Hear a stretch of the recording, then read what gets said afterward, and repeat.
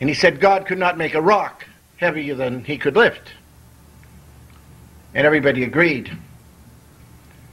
And he said he could not make a stick without an end. And everybody agreed, except one Irishman. And he raised his hand. He said, of course he could. Listen, Your Grace, he could make a hoop.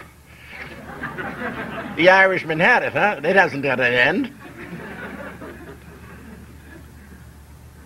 Down the Cape, when I lived for many years, there was a sweet old lady, and she could have posed for a hallmark as the greatest looking grandmother of all times.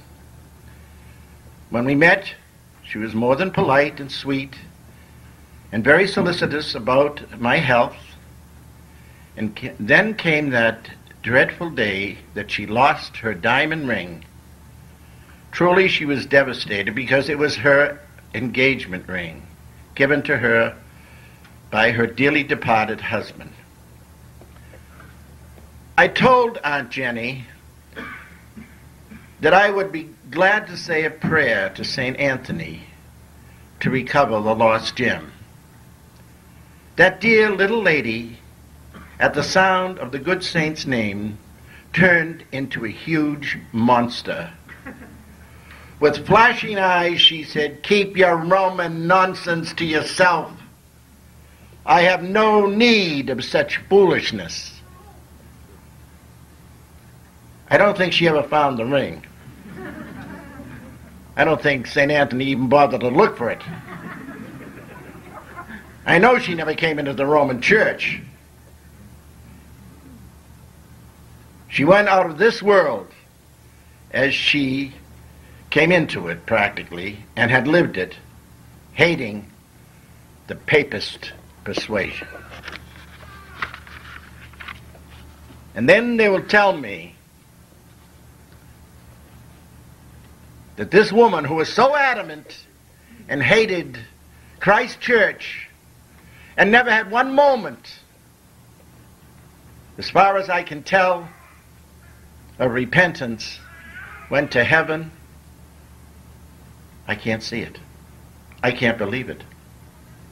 When she rejected everything that even her Protestant minister husband had, because he was a most tolerant man, she had no tolerance for Christ and his holy church. Something else that sends me over the edge of theological sanity. It's the condescending idiot who proclaims in loud tones his unwavering, his undying belief in extra ecclesia. But, as the immortal bard put it, but me no buts. And he continues, you believe in the strict interpretation. I, the more broad and charitable one. I ask you, is it possible? Is this ex cathedra dogma and Mother Church really up for the toss of the coin? Heads, I believe in the infallibility of the statement without interpretation, just as it's written. And tails, I believe it's totally up in the air and open for all